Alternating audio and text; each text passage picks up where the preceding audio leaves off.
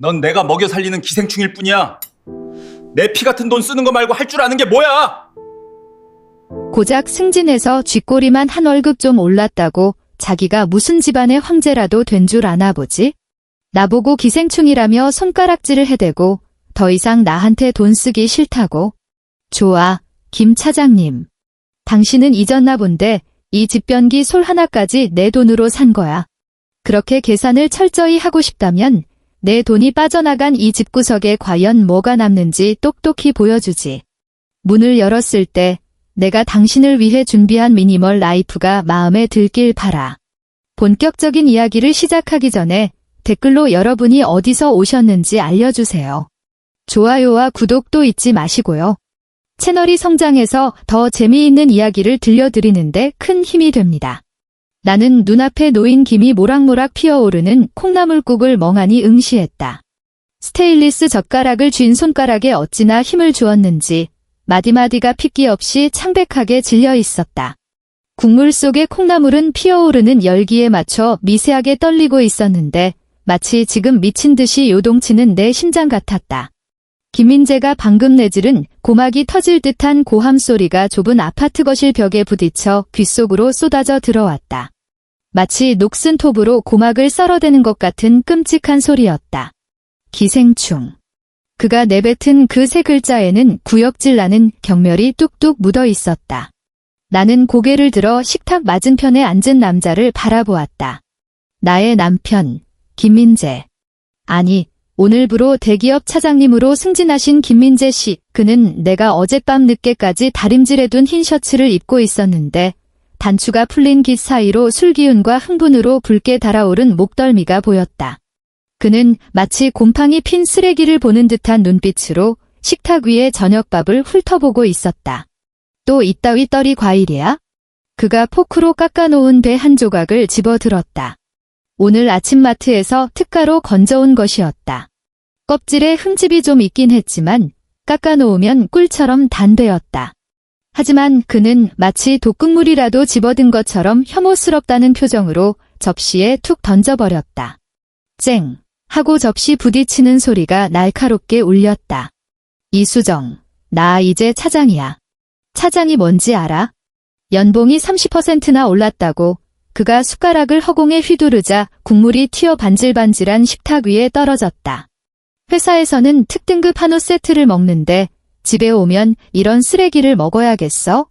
하루 종일 집에 처박혀서 내 돈이나 쓰는 주제에 제대로 된 과일 하나 사놓는 게 그렇게 힘든 일이야?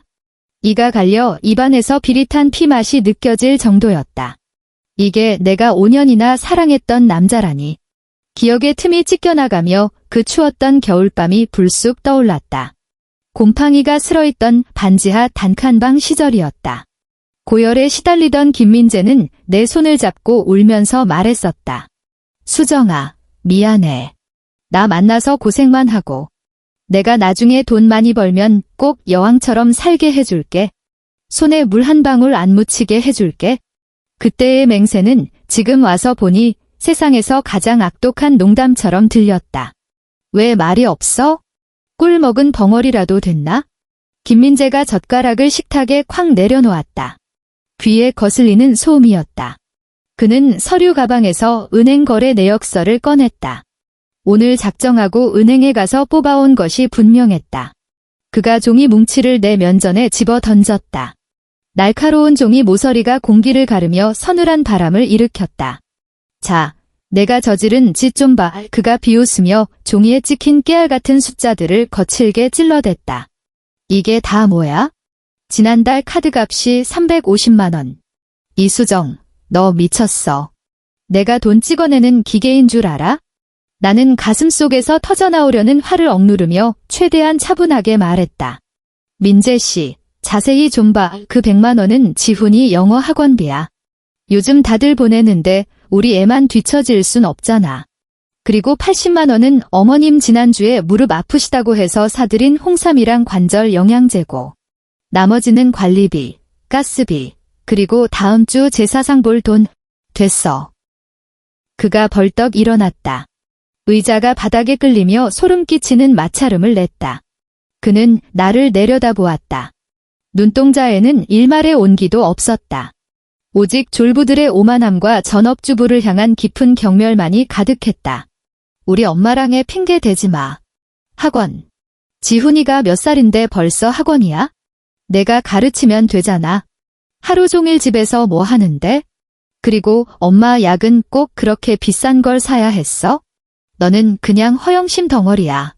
돈 쓰면서 스트레스 풀고 싶은 것뿐이라고. 그가 허리를 굽혀 분노로 일그러진 얼굴을 들이밀었다. 술 냄새와 담배 냄새가 섞인 역한 숨결이 얼굴에 닿았다. 나 밖에서 개처럼 일해? 상사 눈치 보고 그 진상 같은 거래처 사람들 비위 맞추고.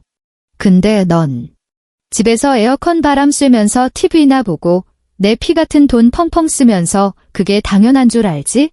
더 이상 너처럼 돈 쓸 줄만 아는 사람한테 땡전 한 푼도 못 줘.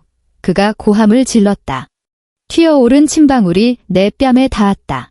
뼈가 시릴 만큼 차가웠다. 그는 식탁 위에 지갑을 마치 도둑 맞을까 봐 겁내는 사람처럼 주머니에 쑤셔 넣더니 안방문을 가리켰다. 내일부터 생활비 끊을 거니까 알아서 살아.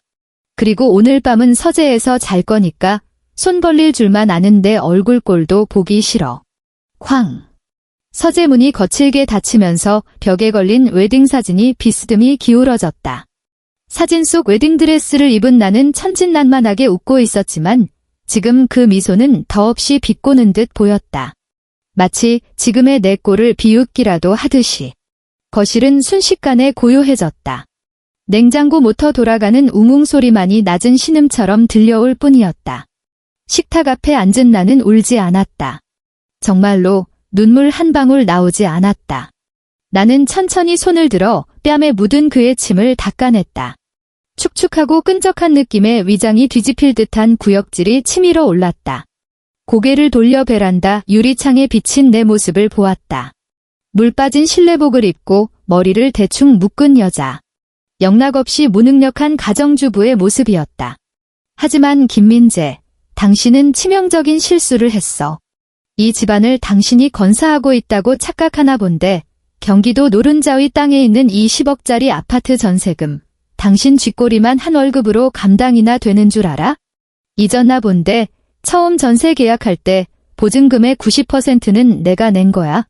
당신의 그 하차는 자존심 세워주려고 집주인 앞에서는 당신이 번 돈이라고 했고 시부모님 앞에서는 당신이 재테크를 잘한 덕분이라고 둘러대줬지.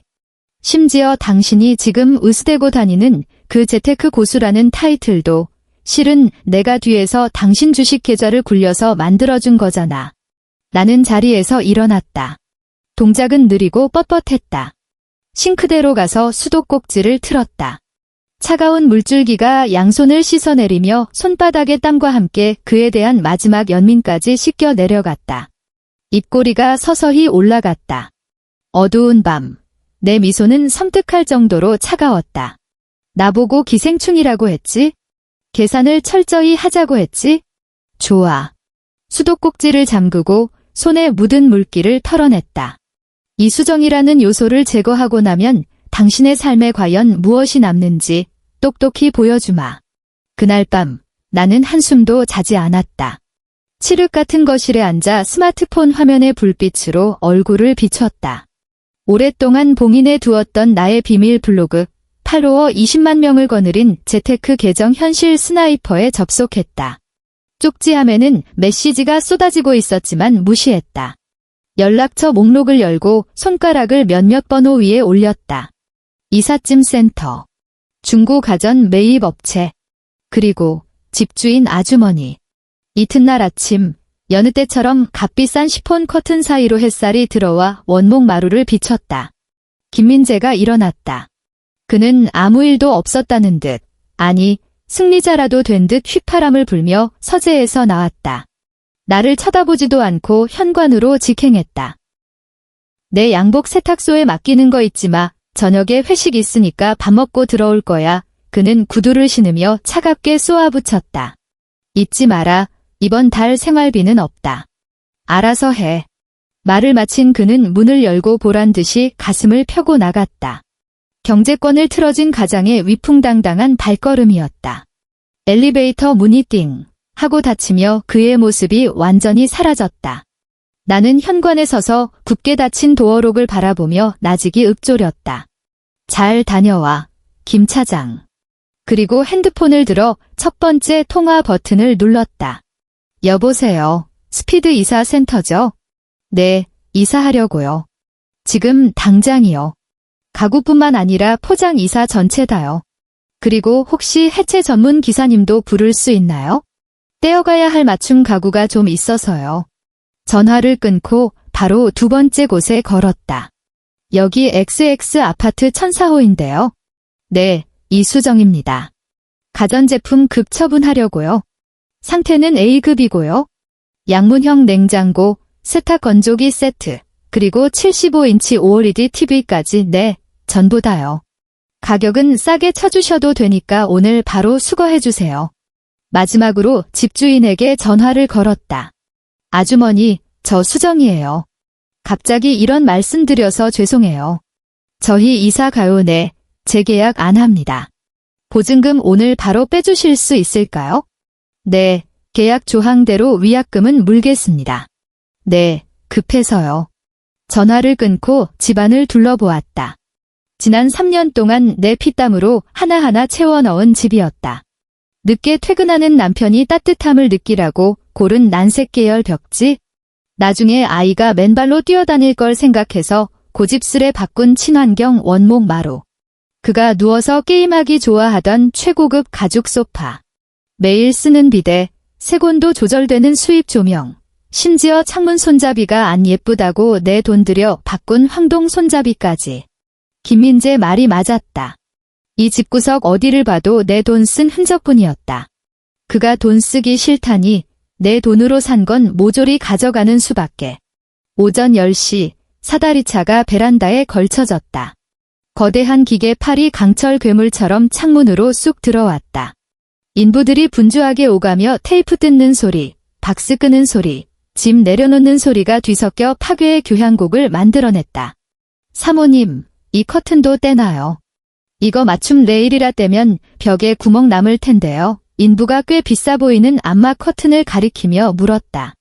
나는 무표정하게 고개를 끄덕였다. 떼세요. 나사 하나도 남기지 마시고요. 저기 이 비데는 떼세요.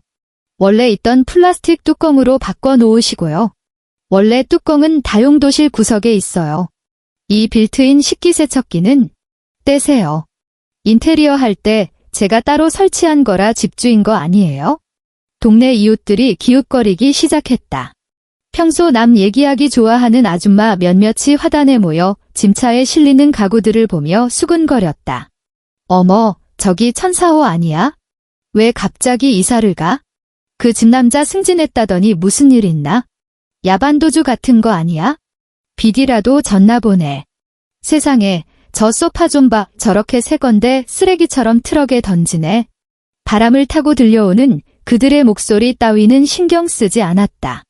나는 냉혹한 감독관처럼 이 거대한 해체의식을 지휘했다. 이건 이사가 아니다. 복구다. 내가 존재하지 않았던 때로 이 집을 되돌리는 것이다. 자존심만 있고 주머니는 텅 비어있던 김민재의 본 모습으로 되돌려 놓는 것이다. 오후 3시 마지막 수거 차량이 떠났다. 아늑하고 꽉 차있던 거실은 이제 메아리가 울릴 정도로 휑해졌다.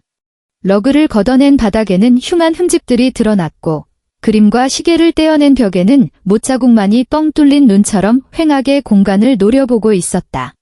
주방 정수기마저 떼어가서 덩그러니 남은 수도꼭지에서는 물방울이 뚝뚝 떨어졌다. 나는 텅 빈 거실 한가운데 서서 집이라 불렸던 공간을 마지막으로 눈에 담았다. 커튼이 사라져 무방비하게 쏟아지는 햇살이 먼지 쌓인 마루를 비췄고 공기 중에는 흙먼지와 묵은 접착제 냄새가 떠다녔다. 이게 바로 현실의 냄새였다. 기생충이 사라진 후 당신이 갖게 될 전부였다. 가방에서 노란색 포스트잇을 꺼냈다. 평소 그에게 자침밥 챙겨 먹으라고 써 붙이던 메모지였다. 펜을 들어 한 줄을 적었다. 욕설도 저주도 없이 오직 사실만을 적었다. 메모지를 거실에서 가장 잘 보이는 내력벽에 붙였다. 그리고 뒤도 돌아보지 않고 캐리어를 끌고 현관을 나섰다. 지문 인식 도어록이 철컥 하고 잠기는 소리와 함께 나의 세상은 드디어 조용해졌다. 아니, 아직 끝나지 않았다. 나는 몸을 숙여 도어록의 배터리 커버를 열었다. AA 건전지 4개. 그것도 내가 산 거였다. 건전지를 하나씩 빼내 손안에 쥐었다. 차가운 금속 원통이 손바닥을 아프게 눌렀다. 도어록 화면이 죽은 눈처럼 까맣게 꺼졌다. 안녕, 김민재. 시계바늘이 저녁 8시를 가리켰다. 서울의 야경은 여전히 찬란했고 네온 사인이 하늘을 보랏빛으로 물들이고 있었다. 하지만 김민재에게 오늘 밤은 인생에서 가장 어두운 밤이 될 터였다. 그는 술을 좀 마셨는지 발걸음이 비틀거렸다. 승진 축하 회식은 성공적이었고 동료들의 아부 덕분에 기분이 한껏 들떠 있었다. 그는 콧노래를 흥얼거리며 편의점에서 산 숙취해소제를 손에 들고 엘리베이터에서 내렸다. 습관적으로 손가락을 뻗어 도어록 지문 인식기에 갖다 댔다. 반응이 없었다. 그는 미간을 찌푸렸다. 잘못됐나 싶어 다시 한번 엄지손가락을 꾹 눌렀다. 지문이 뭉개질 정도로 세게. 여전히 죽은 듯 고요했다. 검은 화면은 켜질 기미가 없었고 익숙한 띠리릭 소리도 나지 않았다. 시발 뭐야, 술기운에 짜증이 솟구쳤다. 그는 부하 직원을 다그치듯 도어록을 쾅쾅 두드렸다.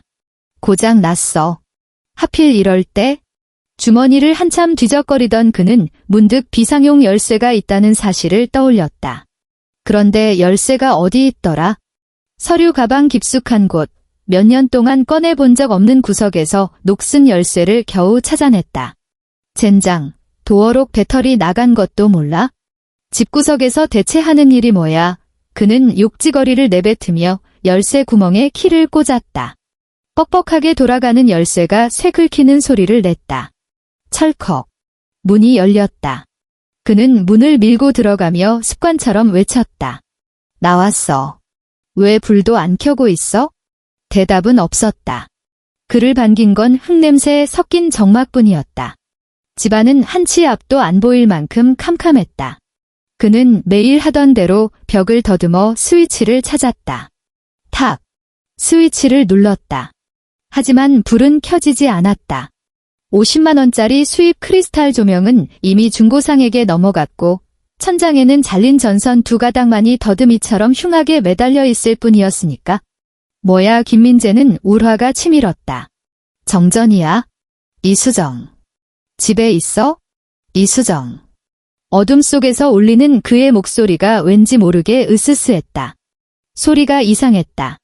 가구가 있으면 소리가 흡수되어 묵직하고 따뜻하게 들려야 했다. 하지만 지금은 텅 빈 터널 안처럼 날카롭고 쨍하게 울렸다. 그는 당황해서 핸드폰을 꺼내 손전등을 켰다. 날카로운 백색 광선이 어둠을 가르고 집안의 민낯을 드러냈다. 빛이 닿는 곳마다 김민재의 동공이 지진난 듯 흔들렸다. 가죽 소파가 있던 자리에는 색이 바른 마루 바닥과 먼지 쌓인 자국만이 남아 있었다. 75인치 TV가 걸려있던 벽은 횡하니 비어 흉물스런 못자국만 드러나 있었다.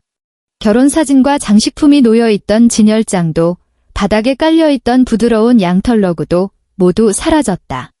빗줄기가 떨리며 주방 쪽을 비췄다. 식탁이 없다. 의자도 없다. 냉장고도 없다. 심지어 주방 상부장 문짝까지 몇 개 뜯겨나가 있었다. 집 전체가 마치 거대한 흰개미 떼가 휩쓸고 지나간 듯 가장 원초적이고 거친 골조만 남아있었다. 이게 뭐야? 김민재는 술이 확 깨는 것을 느꼈다. 발바닥에서 정수리까지 소름이 끼쳤다. 비틀거하며 뒷걸음질 치던 그의 발 뒤꿈치에 무언가 툭 치였다. 손전등을 비춰보았다. 노란색 포스트잇이었다. 텅 빈 집에서 유일하게 살아있는 것처럼 그가 일으킨 바람에 팔랑거리고 있었다. 김민재는 떨리는 손으로 종이를 떼어냈다. 창백한 핸드폰 불빛 아래 단정하지만 냉혹한 글씨가 드러났다. 돈 쓰기 싫다며. 그래서 내 돈으로 산 건 다 가져갔어. 종이를 쥔 그의 손이 격하게 떨리며 바스락거리는 소리를 냈다. 미쳤어, 이 여자가 돌았나? 그는 급히 핸드폰을 꺼내 미친 듯이 액정을 두드려 내 번호를 눌렀다. 연결이 되지 않아 삐 소리 후 차단당했다. 그는 포기하지 않고 카카오톡을 열어 메시지를 폭탄처럼 쏟아냈다. 어디 있냐고, 짐은 다 어디로 빼돌렸냐고, 정말 미친 거냐고. 메시지를 보낼 때마다 옆에 사라지지 않는 숫자 1이 떴지만 곧이어 프로필 사진이 회색 기본 이미지로 바뀌었다. 카톡마저 차단당한 것이다. 전례 없는 공포가 심장을 조여왔다. 주위를 둘러보았다. 이건 단순히 가구가 없어진 문제가 아니었다. 침대가 없으니 어디서 자지? 커튼이 없으니 밖에 네온사인이 적나라하게 쏟아져 들어와 그를 비웃는 것 같았다. 물도 안 나오고 전기도 안 들어왔다. 심지어 앉을 곳조차 없었다. 그는 힘이 풀려 벽에 기대 주저앉았다. 비싼 양복 바지가 먼지 구덩이 바닥에 뭉개졌다. 바로 그때 손에 쥐고 있던 스마트폰이 갑자기 진동했다. 텅 빈 집안에 갑작스럽게 울려 퍼진 벨소리는 폭탄이라도 터진 듯 요란해서 김민재는 하마터면 전화기를 집어 던질 뻔했다. 액정에는 저장되지 않은 낯선 번호가 뜨고 있었다. 그는 마른 침을 꿀꺽 삼키고 덜덜 떨리는 손으로 통화 버튼을 눌렀다. 여보세요? 김민재 씨 되십니까? 수화기 너머로 중년 여성의 사무적이고 차가운 목소리가 들려왔다. 집주인 여자였다. 집주인입니다. 이수정 씨가 이미 퇴거 수속을 마쳤고 보증금도 반환해 드렸으니 내일 오전까지는 집을 비워주셔야겠습니다. 입주 청소 업체를 불렀거든요. 다음 세입자 받을 준비를 해야 해서요. 김민재의 머릿속에서 윙하는 이명과 함께 무언가가 터져나가는 것 같았다. 퇴거요. 보증금을 돌려줬다고요. 그는 횡설수설하며 전화기에 대고 고함을 질렀다. 무슨 보증금이요? 그건 우리 집이라고요. 당신 마음대로 돌려주면 어떡합니까? 김 선생님, 계약서 명의자는 이수정 씨고 보증금 입금 계좌도 이수정 씨 명의였습니다. 본인이 신분증이랑 도장 들고 와서 해지하겠다는데 법적으로 아무 문제 없습니다. 집주인의 목소리에 짜증이 섞여 들었다. 아무튼 내일 오전 10시에 집 상태 확인하러 갈 겁니다. 그때까지 짐 안 빼시면 경찰 부르겠습니다. 뚜. 전화가 끊어졌다. 스마트폰이 김민재의 손에서 미끄러져 시멘트 바닥 위로 탁 하고 떨어졌다. 액정에 금이 쩍 하고 갔다. 그는 어둠 속에 멍하니 앉아 그 금간 액정을 내려다보았다. 마치 순식간에 무너져 내린 자신의 인생을 보는 것 같았다. 전세 보증금 4억 원. 그건 그가 이 집의 주인이라고 착각하게 만들었던 부동의 자산이었고 이 잔혹한 도시에서 두 발 뻗고 버틸 수 있게 해준 유일한 뿌리였다. 없다. 전부 사라졌다. 그는 단순히 따뜻한 집을 잃은 게 아니었다. 이 순간 그는 빈털터리 노숙자로 전락해버린 것이다. 소위 고액 연봉의 차장님도 한 집안의 가장이라는 타이틀도 이 순간 실오라기 하나 남지 않고 발가벗겨졌다. 커튼 하나 없는 창문 틈새로 찬바람이 휘잉 소리를 내며 파고들었다. 마치 누군가 우는 소리 같기도 비웃는 소리 같기도 했다. 김민재는 10억이 넘는 그러나 이제는 더 이상 자신의 것이 아닌 이 고급 아파트의 칠흑 같은 어둠 속에서 무릎을 끌어안았다. 이가 딱딱 부딪힐 정도로 턱이 제멋대로 떨려왔다. 그는 무의식적으로 주머니에 손을 넣었다. 담배라도 한 대 피워 진정하고 싶었다. 하지만 손끝에 닿은 건 녹슨 열쇠 하나뿐이었다. 그는 열쇠를 꺼내 달빛에 비추어 보았다. 죽을 힘을 다해 노려보았다. 이게 그가 지금 가진 유일한 재산이었다. 어떤 미래도 열 수 없는 고철 덩어리. 그는 왈칵 치솟는 공포와 분노를 참지 못하고 열쇠를 벽에 집어 던지려 팔을 번쩍 들어 올렸다. 근육이 터질 듯 팽팽하게 긴장된 그 순간. 그의 동작이 뚝 멈췄다. 그의 시선이 구석진 곳에 떨어진 무언가에 꽂혔기 때문이었다. 아까 손전등 불빛이 미처 닿지 않았던 사각지대. 그곳에 하얀 물체 하나가 조용히 누워 있었다. 이가 하나 부러진 플라스틱 포크였다. 어젯밤 그가 썩은 배라며 깎아놓은 과일을 꼬투리 잡을 때 혐오스럽다는 듯 접시가 깨져라 내던졌던 바로 그 포크였다. 그때 튕겨나간 포크가 이 음습한 구석에 처박혀 있었던 것이다. 지금 그 포크는 마치 축소된 시체처럼 먼지 구덩이 시멘트 바닥에 홀로 누워 몰락한 대기업 차장을 조롱하고 있었다. 김민재는 그 포크를 뚫어지라 쳐다보다가 목구멍 깊은 곳에서 터져나오는 마른 울음을 삼켰다. 기억이 났다. 바로 어젯밤 그는 이 자리에서 다리를 꼬고 앉아 천하를 호령하듯 나를 향해 돈만 쓰는 기생충이라며 삿대질을 해댔다. 그때의 그는 등 뒤에 따뜻한 가죽 소파가 있었고 발밑에는 부드러운 양털 러그가 깔려 있었으며 머리 위에는 찬란한 크리스탈 샹들리에가 빛나고 있었다.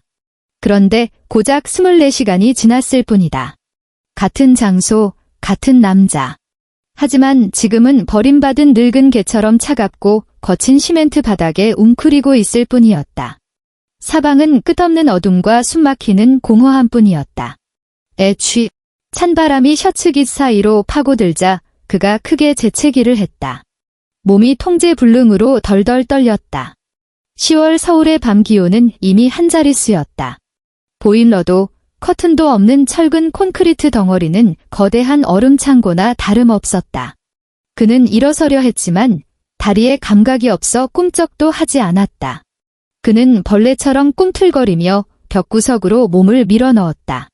그 비싼 양복 원단으로 어떻게든 한기를 막아보려 애썼다. 하지만 이 양복은 난방 잘 되는 사무실에서 폼이나 잡으라고 만든 옷이지 이런 뼈를 깎는 추위를 막아줄 옷이 아니었다. 때마침 배가 눈치 없이 울어댔다. 꼬르륵거리는 소리가 텅 빈 집안에 처량하게 울려 퍼졌다. 그는 어젯밤 그토록 싫어했던 콩나물국을 쓰레기라고 불렀던 그 과일 접시를 떠올렸다. 지금이라면 쉰내 나는 국물이라도 주저없이 들이킬 수 있을 것 같았다. 하지만 그에게 남은 건 아무것도 없었다.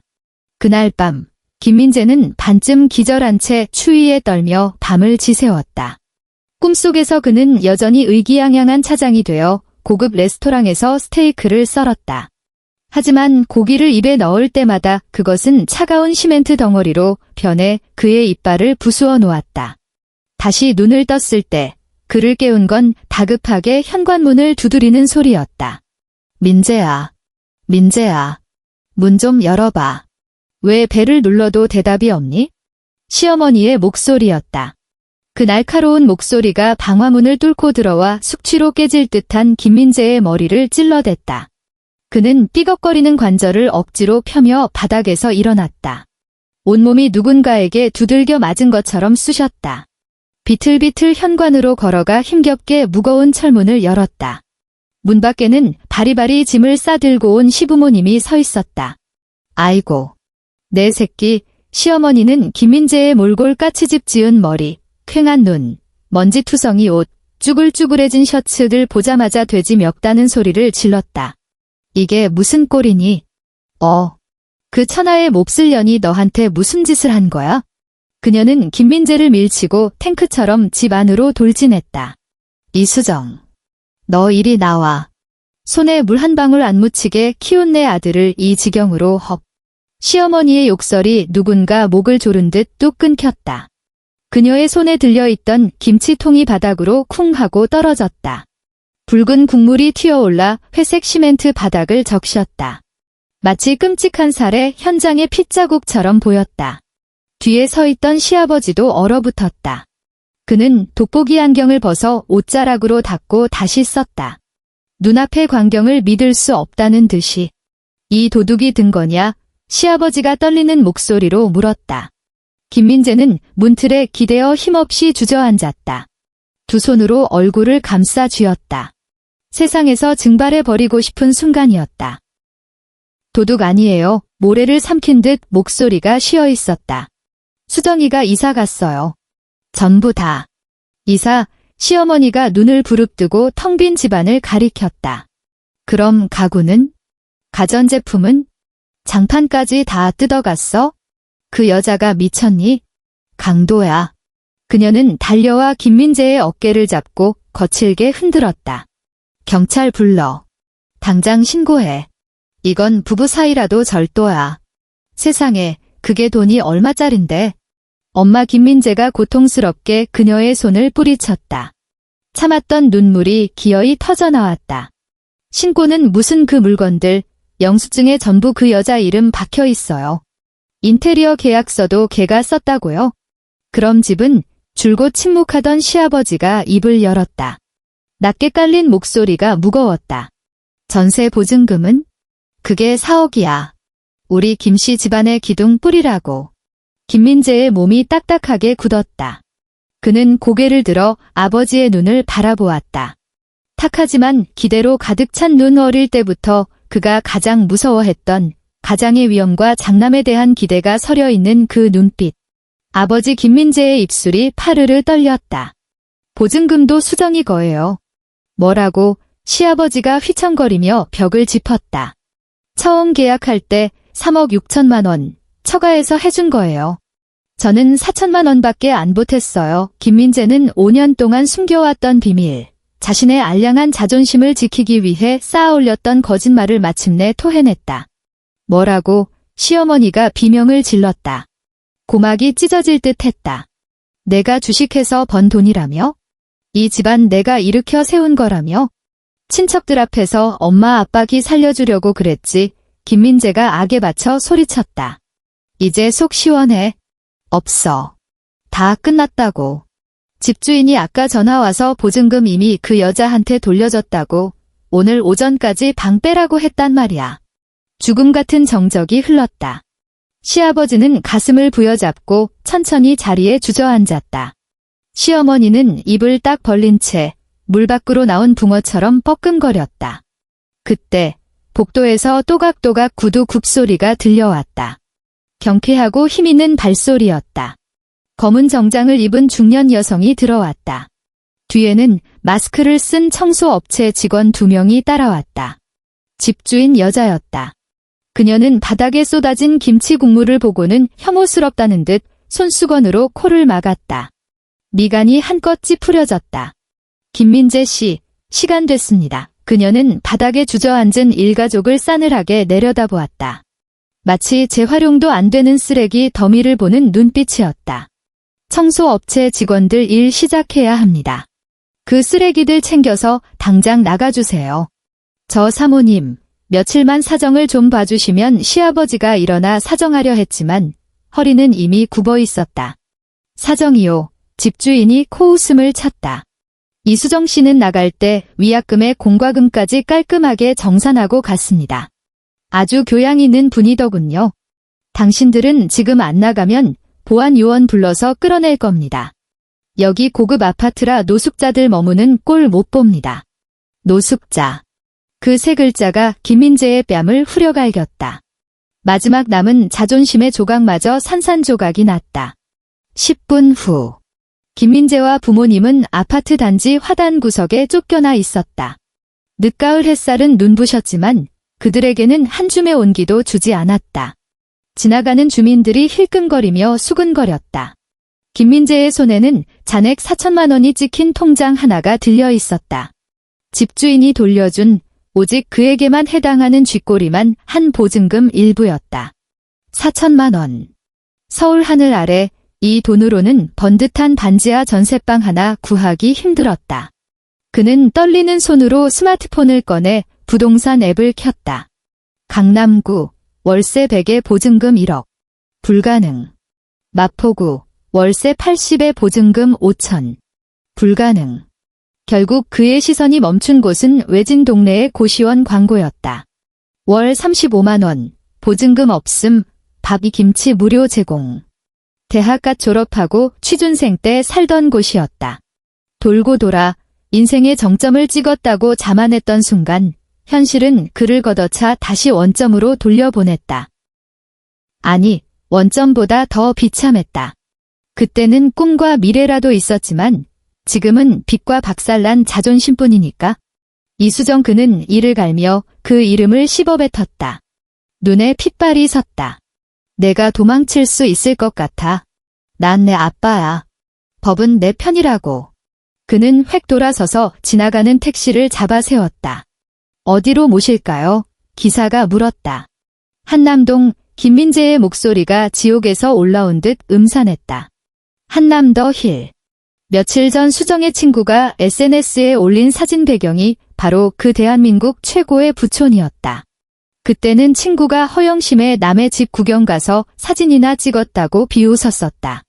이제 와서 보니 그 남이 바로 내 아내였던 것이다. 택시가 한남동의 웅장한 정문 앞에 멈춰섰다. 거대한 검은 철문은 두세 개를 가르는 넘을 수 없는 벽처럼 보였다. 문 안쪽 정원에는 수입차들이 조용히 주차되어 있었고 명품 소나무들이 한치의 오차도 없이 다듬어져 있었다. 김민재가 안으로 돌진하려 하자 덩치 큰 보안 요원 2명이 앞을 가로막았다. 선생님, 여기는 사유지입니다. 입주민 카드를 보여주십시오. 보안 요원은 김민재의 먼지 묻은 바지단과 퀭한 얼굴을 훑어보았다. 경계심 가득한 눈빛이었다. 나 입주민이야. 우리 와이프가 여기 산다고. 이수정이라고. 김민재가 고래고래 소리를 질렀다. 목소리 크기로 초라함을 감춰보려 애썼다. 이수정님요. 보안 요원들이 눈빛을 교환하더니 무전기를 들었다. 잠시 기다리십시오. 확인해 보겠습니다. 잠시 후 무전기를 내려놓은 보안 요원의 표정이 묘하게 변했다. 이수정 입주민께서 단지 내 커뮤니티 카페에서 기다리신답니다. 따라오시죠. 딴 데로 새지 마시고. 김민재는 요원들의 감시 속에 단지 내 노천 카페로 안내받았다. 낙엽 떨어지는 소리가 들릴 만큼 고요했고 공기 중에는 고급 원두 향이 은은하게 퍼져 있었다. 저 멀리 그 여자가 보였다. 나는 파라솔 아래 앉아 본차이나 커피잔을 들고 있었다. 몸에 딱 떨어지는 캐시미어 코트를 입고 윤기 나는 머리카락을 어깨 위로 늘어뜨린 채 얼굴에는 옅지만 정교한 화장을 하고 있었다.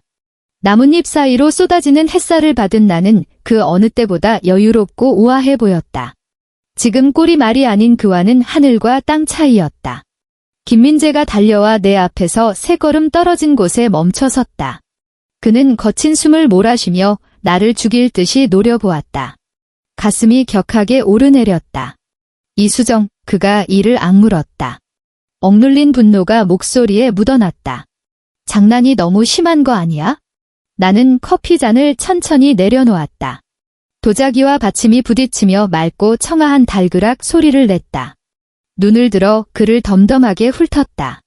낯선 행인을, 아니, 구걸하러 온 거린을 보는 듯한 눈빛이었다. 앉아요. 김 차장님. 나는 맞은편 의자를 턱짓으로 가리켰다. 오래 앉지는 말고. 여기 의자도 수입품이라 더러워지면 물어내기 비싸거든요. 너, 김민재는 얼굴 근육을 실룩거리며 의자에 털썩 주저앉았다. 의자가 고통스러운 비명을 질렀다. 대체 뭐 하자는 거야? 집을 싹 비우고 수도 전기를 끊어. 사람 죽일 작정이야? 우리 부모님 오늘 아침에 빈집 보고 기절하실 뻔했어. 그건 당신 집이었지, 내 집이 아니었으니까. 나는 그의 말을 차분하게 잘랐다. 감정의 동요는 티끌만큼도 없었다. 말했잖아. 당신을 위해 돈 쓰기 싫다고. 당신이 내 돈 못 쓰게 하니까 내 물건 내가 챙겨 나온 건데 뭐가 문제지? 그건 부부 공동 재산이야. 그가 고함을 질렀다. 멀리서 차를 마시던 귀부인들이 눈살을 찌푸리며 돌아보았다. 공동 재산, 나는 웃었다. 하지만 눈은 웃고 있지 않았다. 김민재 씨, 잊었나 본데 나 재테크 블로거야. 지출 내역 하나하나, 영수증 1장, 심지어 인테리어 업체 송금 기록까지 싹 다 보관하고 있어. 법은 증거 싸움이야. 그리고 내 증거들은 당신을 아주 깊은 구덩이에 파묻어 버릴 수 있지. 김민재의 말문이 막혔다. 그는 나를 쳐다보았다. 눈동자에 서려있던 분노가 서서히 공포로 바뀌어 갔다. 그는 문득 깨달았다. 맞은편에 앉은 이 여자는 더 이상 부엌대기처럼 굴던 기죽은 가정주부가 아니었다. 냉정하고 잔혹한 사냥꾼이었다. 그의 기세가 풍선 바람 빠지듯 쪼그라들었다. 강하게 나가서 안 되자 그는 습관처럼 비굴 모드로 전환했다. 수정아 목소리가 눅눅해지며 울먹임이 섞여 나왔다. 내가 그날 말이 좀 심했던 거 알아? 술 마셔서 그랬어. 회사 일 때문에 스트레스가 너무 심해서 우리 부부잖아. 지훈이도 있고. 지훈이 아빠 없는 애 만들 거야? 지훈이 내가 눈썹을 치켜 올렸다. 당신이 학원비 비싸다고 타박하고 한 번도 놀아준 적 없고 술 취하면 시끄럽다고 짜증만 내던 그 아들. 내가 고칠게. 진짜야. 나 앞으로 월급 통장 다 너한테 맡길게. 그가 내 손을 잡으려 손을 뻗었지만 나는 벌레 피하듯 싹 피했다. 늦었어. 나는 옆에 둔 에르메스 백에서 두툼한 서류 봉투를 꺼내 그 앞으로 밀었다. 이게 뭐야? 그가 떨리는 손으로 봉투를 열었다. 이혼소의 제기 및 위자료 청구 소송장. 나는 손목 시계를 확인했다. 10월 15일 오후 2시였다. 집도 내 거고, 예금도 내 거고, 양육권도 내가 가져가. 그리고 당신한테는 나는 상체를 앞으로 살짝 기울여 그의 눈을 똑바로 응시하며 또박또박 말했다. 혼인 기간 동안 전업주부로서의 기여도, 그리고 당신의 장기간에 걸친 경제적 통제와 정서적 학대를 근거로 당신의 미래 국민연금에 대해 분할 청구를 할 거야. 뭐라고? 김민재는 외계어라도 들은 표정이었다. 연금. 나 아직 40도 안 됐어. 내 연금을 떼어가겠다고? 국민연금법상 혼인 기간이 5년 이상이면 이혼 시 배우자가 노령연금을 분할 청구할 수 있어. 나는 지극히 비즈니스적인 미소를 지어 보였다. 현실 스나이퍼다운 미소였다. 김민재 씨, 당신이 제일 자랑스러워하는 게 그 대기업 타이틀이잖아. 당신이 황제라며? 좋아. 당신이 죽는 날까지 매달 연금 타 먹을 때마다 내 생각하면서 절반씩 떼어주게 만들어줄게. 이 독한 년 김민재의 얼굴이 사색이 되어 입술을 달달 떨었다. 사람을 아주 말려 죽이려고 작정을 했구나. 당신을 말려 죽이는 건 내가 아니야. 당신 자신의 탐욕과 오만이지. 나는 자리에서 일어나 코트 자락을 털었다. 사인해. 안 하면 법정에서 보는 거고. 그때 가면 당신이 나한테 퍼부은 폭언 녹음 파일이랑 회사 여직원이랑 썸 타던 카톡 내용까지 판사님 앞에서 시원하게 틀어줄 의향도 있으니까. 김민재는 뼈가 녹아내린 연체동물처럼 의자에 널브러졌다. 손에 들려있던 서류가 힘없이 미끄러져 바닥에 흩어졌다. 바람이 불자 종이들이 파라락 소리를 내며 나뒹굴었다. 나는 그를 더 이상 쳐다보지 않고 아파트 로비로 몸을 돌렸다. 대기하던 보안 요원이 깍듯하게 유리문을 열어주었다. 문이 닫히려는 찰나 등 뒤에서 짐승의 울부짖음 같은 소리가 들려왔다. 수정아, 여보, 내가 잘못했어. 진짜 잘못했어. 처절하고 절박한 목소리가 한남동의 비싼 공기 중으로 흩어졌다. 하지만 나는 뒤를 돌아보지 않았다. 그게 참회의 눈물이 아니라는 걸 아니까? 그건 악어가 가죽이 벗겨질 때 흘리는 눈물일 뿐이다. 엘리베이터에 올라타 거울 속에 비친 화려한 여자의 모습을 바라보았다. 문이 스르르 닫히며 바깥의 소란을 완벽하게 차단했다.